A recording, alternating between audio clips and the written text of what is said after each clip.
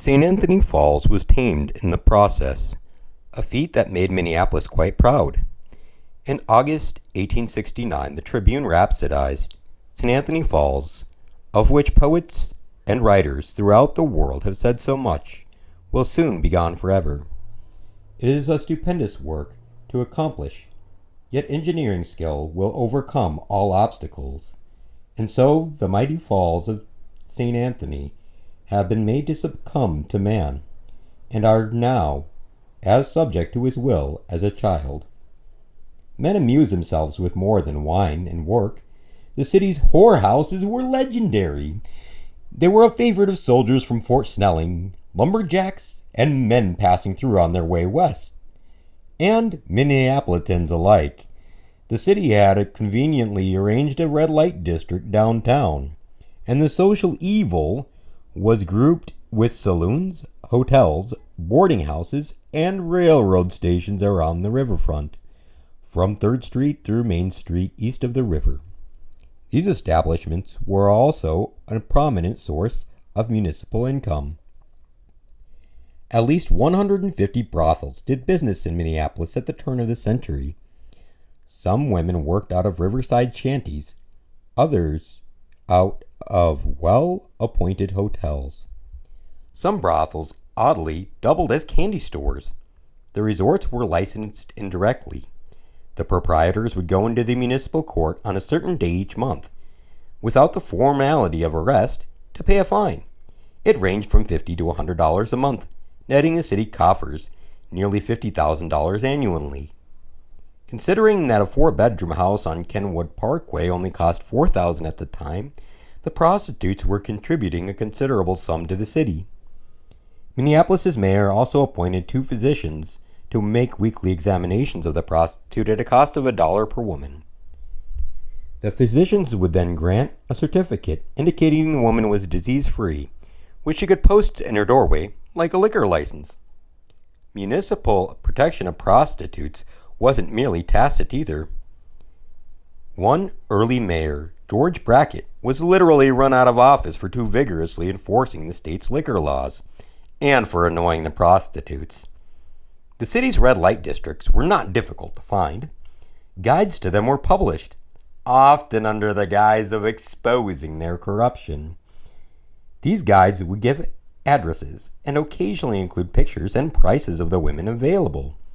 One pamphlet, Holies of Holies of the White Slave Trade, condemned one St. Paul lady, apparently doing business at 443 Broadway. Thus, her name is Emma, and she is a yellow-headed, sloppy specimen.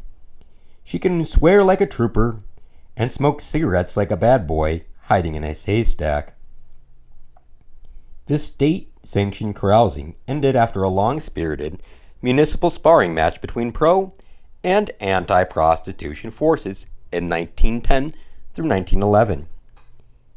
It would not be out of keeping for the city to own property, the real estate, and buildings, and even furnishings devoted to prostitutes, noted Marion Shutter in the Report of Vice Commission of Minneapolis, a study commissioned by Minneapolis Mayor James C. Haynes in 1911. Indeed, it wouldn't have been. Minneapolis would have led the country in establishing municipal houses of ill fame, much like today's municipal liquor stores. Another seriously considered proposal included restricting the red light district to Nicollet Island. The prostitutes who had treated Minneapolis so generously were forced out of business in 1911 when Mayor Haynes outlawed the red light district and began prosecuting prostitutes. A sizable minority of Minnesotans were annoyed with this decision. Editor and publisher Howard Guilford of the Saturday Press weighed in. The bill was passed by a bunch of country people who have not had much experience with the city life. In large cities, however, with the thousands of transients which come and go from other parts of the world, there is an element which needs the house of ill fame. If this element cannot go to the segregated districts, it will slobber its vice all over the streets. Not much is known about the daily lives of these women, But ex-lumberjack J.C. Ryan, in his 1988 memoir, The Lumberjack Queens, recalled that most of them came from farms in Minnesota, along with some immigrant girls. Many of these farm girls went to the big cities looking for work and had to start in the trade to make a living. Like lumberjacks, they would make a stake and blow it. Bethany House, a charitable institution for the reform of wayward girls, opened up in Minneapolis in 1879. But resort workers who chose not to reform must have had a hard go at it. They may have accounted for periodic news items such as the following from the Tribune. July 14th, 1867. Shocking. The crime of infanticide is becoming alarmingly prevalent in St. Paul. It seems that those who commit this heartless crime go about a mile or so above town, where they throw the children in the river from the cliffs of the adjacent rocks. One of these children was found floating with a piece of woman's chemise tied tightly around its neck, signifying it had been strangled to death, and a bag of sand was attached to it, which was not heavy enough to sink the child.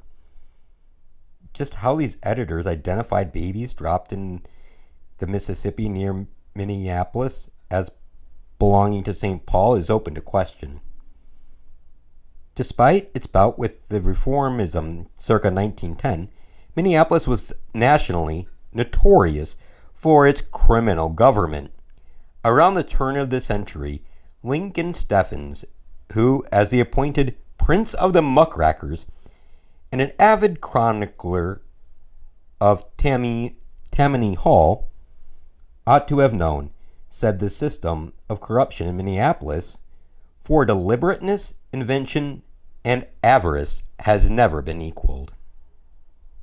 We're going to stop there. We're going to get into some of the Ames stuff next. Hopefully you guys have a good day, and we'll continue on with Minneapolis Confidential.